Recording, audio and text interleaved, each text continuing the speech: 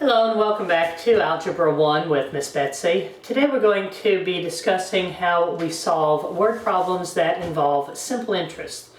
We're going to see that even though there's a very basic simple formula to apply to figure out the solutions to these simple interest problems, that some of them can be a bit complex and that there may be a bit of a learning curve for you to climb on this, but I've got confidence in you and I know that you can do it. We're going to use as our text Algebra 1 for Christian schools. It looks like this. I'm using the second edition. So let's go ahead and pray and dive right into our material. Lord God, I thank you that you've given to mankind the ability to think and to reason and to comprehend just a portion of this world that you have created around us. Father, I pray that you give us the attention that we need today to investigate maybe a topic that is new to us and help us to study so that we are able to learn those things that are placed before us. Help me to communicate clearly and be with those on the other side of this video. Thank you that you love us. In Jesus' name, amen. Okay. I don't think that I have said this joke for this class. I'm sorry if I have. But what day do chickens hate the most? Well, the chicken is going to hate Friday the most of any day of the week. And then, can you tell me, just in case I said that one, how is it that a chicken tells time? Well, he says 1 o'clock, 2 o'clock, 3 o'clock. So I am on page 159. This is the second part of section 4.8. It is just too long of a video to try and teach coin problems and interest problems at the same time because they're somewhat involved subjects, and really it's no value to you if you go to sleep in the middle of the video. But we're going to pick up right here in the middle of 159, and it says the formula for simple interest on a bank account or for a loan is PRT is equal to I, where P is principal, PRT is equal to I, and I'm going to do a capital I. P is the principal, rate is the interest rate, time is how long your money is invested, and it's really important that with time and with rate, we realize that these are going to be given in years. And then the interest is the amount of money that you earn that the bank pays you for the privilege of having had access to your money.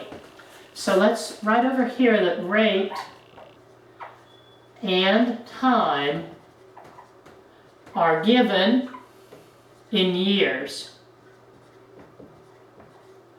And that is essential that you understand that that's how this formula is going to work. So let's go ahead and look at example 1 of our interest problems, which is actually example 3 in the chapter. It says Chris invests the same amount of money in each of 2 accounts and gets $36 interest at the end of a year. If the accounts earn 5% and 7% respectively, how much was the total amount earned? So we're going to want to figure out what it is that we can use as our variable. What are we trying to find? Well, it says he invests the same amount of money in each of 2 accounts. So we can simply say, let X equal the amount of money invested.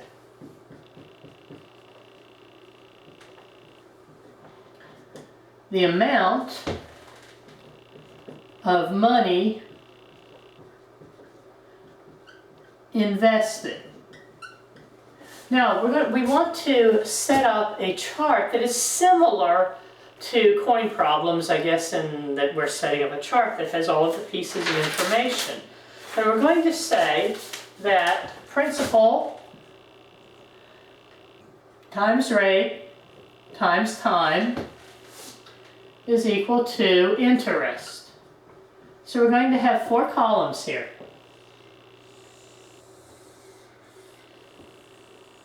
We're going to have principal, rate, time, and interest.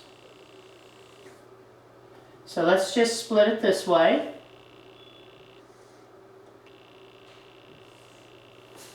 Principal times rate times time is equal to the interest. Now, what is the principal? Principal is the amount of money that you invest, and it told us that the amount of money that they invested in both of these percentages is going to be the same. So the principal is going to be X. And what was the rate in our problem? The interest rate that we received, well, it said it's 5% and 7%. But you cannot use that percent symbol in an algebraic expression, or you can't manipulate that. You have to express percent as a decimal.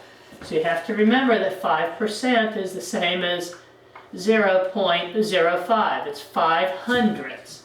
5% is 5 hundredths. 7% is 700. Percent is per hundred. So the rate, we'll just say the first one here is 5%. And the rate of the second one is 7%. Now, how long was this money invested? I believe it said he invested it for a year. It says he gets $36 interest at the end of the year. So the time is 1. This is very nice and convenient, isn't it? Now what do we have? Principal times rate times time is equal to interest.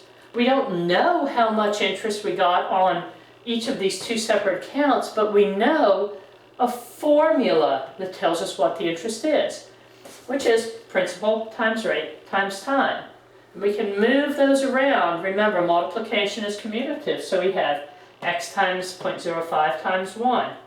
1 times x is x, 0.05 times x. So the interest is going to be 0.05 times x.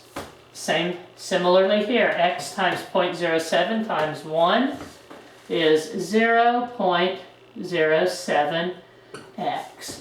And whatever this ends up being, that's the amount of money that we earn on the investment at 5%. This is the amount of money that we earn on the investment at 7%. So we've defined what our variable is going to be. It's the amount of money that we invest. We've filled out our chart. We've calculated, we've created an algebraic expression that describes the interest, but now we have to come up with an equation that we can use to solve.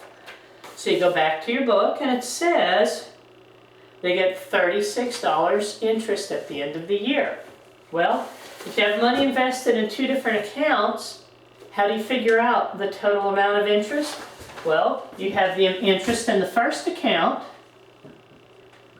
0.05x, plus the interest in the second account, and that is going to give you the total amount of interest that you earned in that year, which was $36. I'm going to go ahead and leave the dollar symbol off.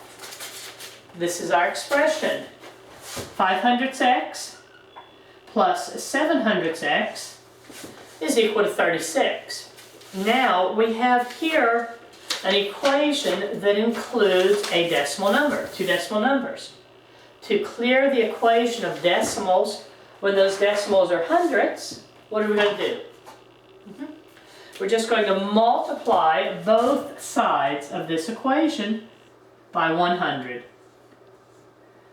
Remember, when you multiply a decimal number by 100, that's the same as simply moving your decimal point 2 units to the right. So 100 times 0.05x gives us 5x, plus 100 times 0.07x gives us 7x. 5x plus 7x is equal to 3600. Now we collect like terms. 12x is equal to 3600. We now divide both sides of that equation by 12. Because I don't care about 12x, I only want to find out what x by itself is. And when I have divided both sides of that equation by 12, I find out that x is equal to $300. So $300 is the amount of money that our man invested in each of two accounts. Now let's see if that's correct. What would 5% of 300 be? 5% of 300, 5 times 3 is 15. We're going to move that decimal point. Well, 5 times 3 is 15.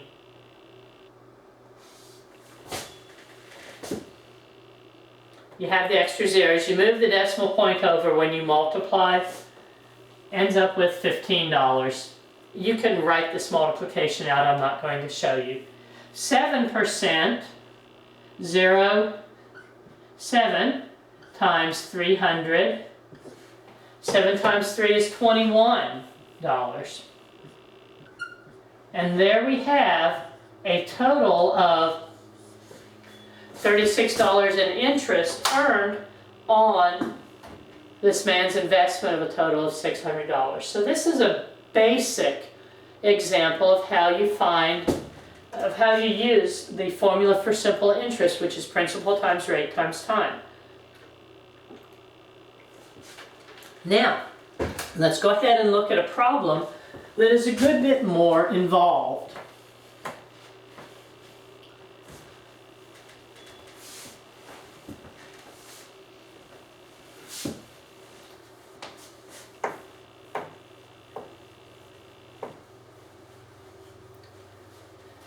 Remember, I'm leaving this up here. Rate and time are always going to need to be expressed in terms of years. So let's look at example number 4. This is on page 160.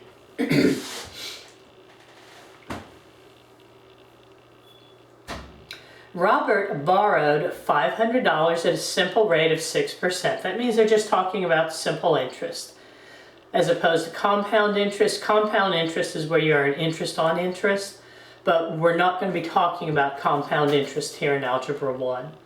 So he borrows $500 at a simple rate of 6%. 2 months later, he borrowed an additional $900 at 8%. If he paid off both loans at the same time and paid $47.50 in interest charges, for how many months did he borrow each amount of money? Okay, what are we trying to find first? Okay, it says, how many months did he borrow each amount of money? Okay, so why don't we just say, let x equal the time of the longer loan.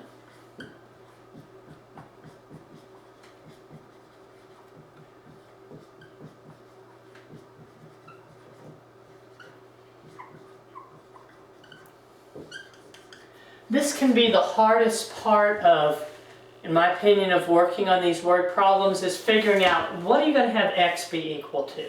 Because there's so much information here and you really just have to work at it. Those of you who are in my co-op class, make use of your teacher's edition as a teaching tool on this section, because it's going to have your, do it on your own first. It's not going to do you any good to just copy from the solutions manual.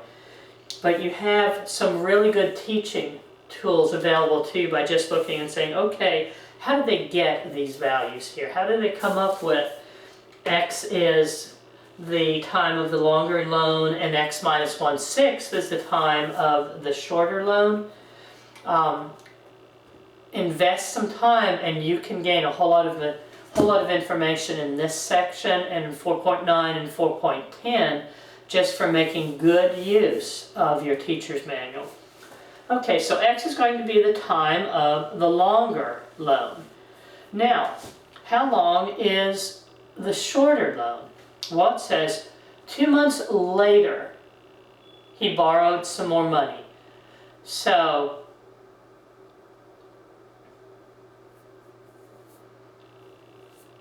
let's see.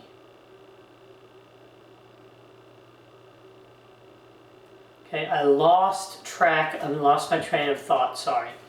Okay, 2 months later, remember we said here that rate and time are given in years. So, gave us information here about 2 months, but we have to translate 2 months into a year. So how much of a year is 2 months? Well, how many months are there in a year? There are 12 months in a year. So 2 months out of a year is 2 over 12. So 2 months is 1/6 of a year. So this is how you're going to set up your second variable. The term of the first loan, we don't know how long it was, but it was X.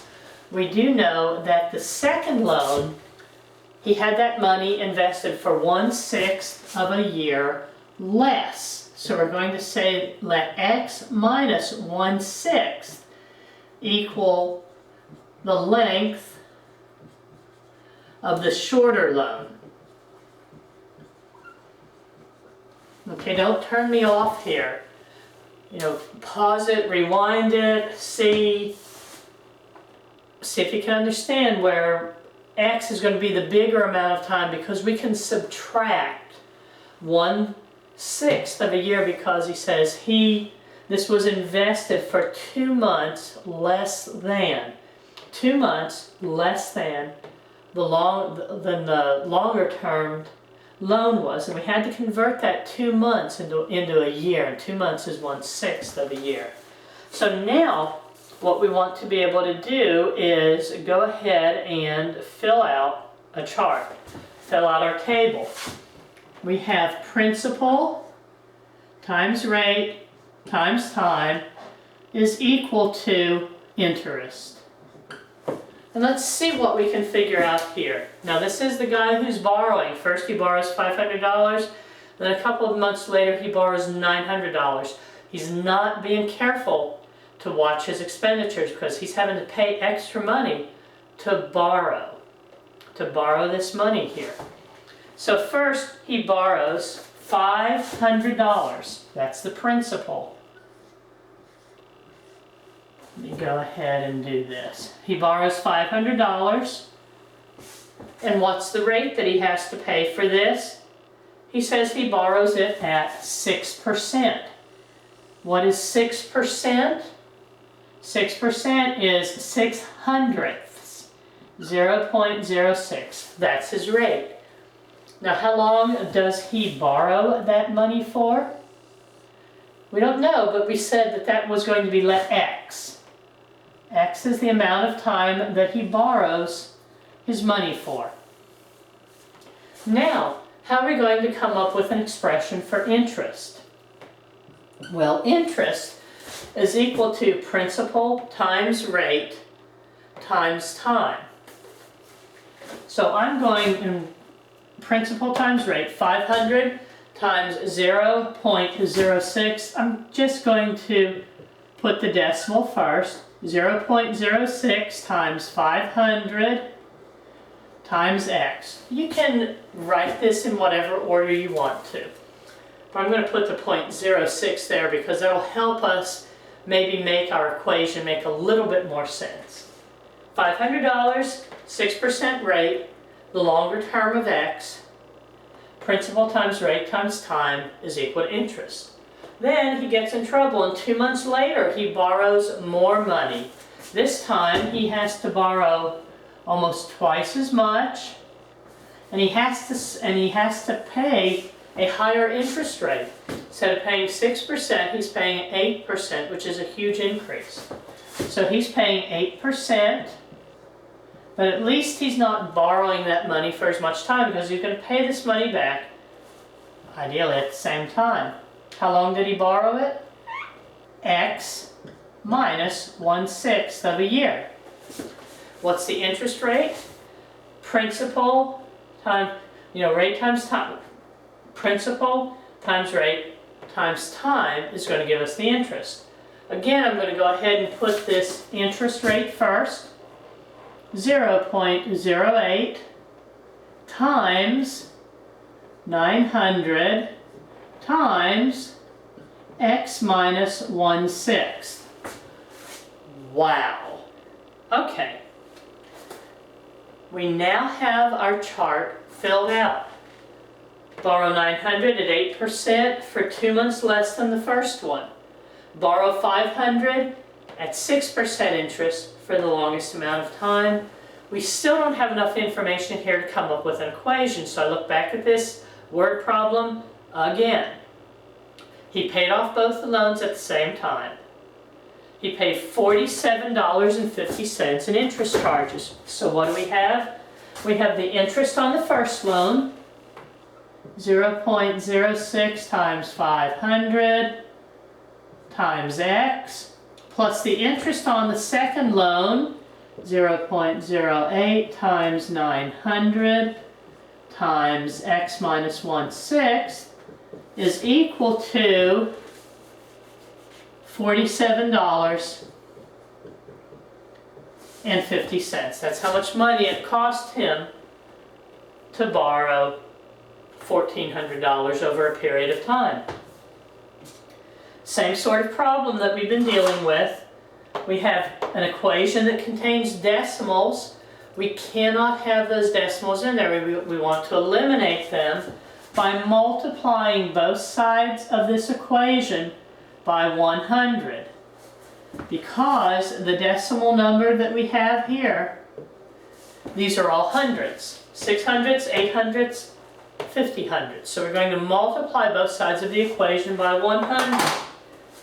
100 times 0.06 is 6 times 500 times x plus 8 times 900, not 9, 8 times 900 times x minus 1/6. Oh my word, are we not just getting a mess here? Let's see. We'll see what happens, won't we? Minus 1/6, we've still got a fraction, is equal to 4,750. Got some arithmetic here, don't we? You may use your calculators if you need to.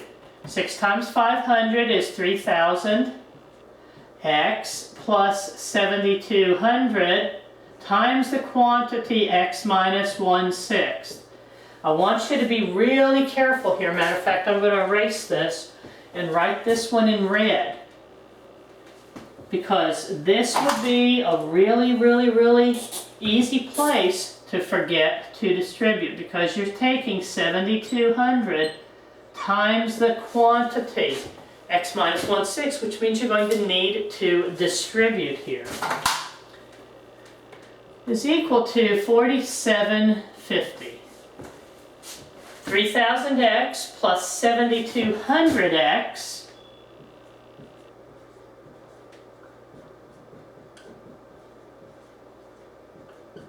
now minus 7,200 times a negative 1/6. 7,200 divided by 6 is going to divide evenly, which is nice. As long as I write 7,200 divided by 6, 6 goes into 72 12 times. So our fraction here has taken care of itself. 7,200 times a negative 1/6 gives us a minus 1,200 is equal to 4,750. Now I want to check my numbers here because I don't want to get into a mess. Okay. Now we're going to collect like terms. 3,000 plus 7,200 is 10,200x minus 1,200 plus 1,200. We want to eliminate or to isolate the variable. So I'm sort of combining two steps here. I'm combining like terms and isolating the variable. Is equal to 4,750 plus 1,200. Our equation remains in balance because we add 1,200 to both sides of that equation. And I have 10,200 is equal x is equal to 59 50 5,950. And that number there just doesn't look right. Let's see what I did wrong. Okay. Didn't do anything wrong. Remember I said this was a bit of a difficult problem? So how are we going to solve for x now? We're going to divide both sides of this equation by 10,200. The reason that I thought that I had made a mistake is I'm working this ahead and knowing that that number is not going to divide out equally. So, use your calculator just as your book does, and it says that x is approximately equal to, well, x is equal to 4950 divided by 10 over 200. That's going to be approximately 0.583 repeating years. 0.583 years. So if I want to translate this into months, and here we are saying that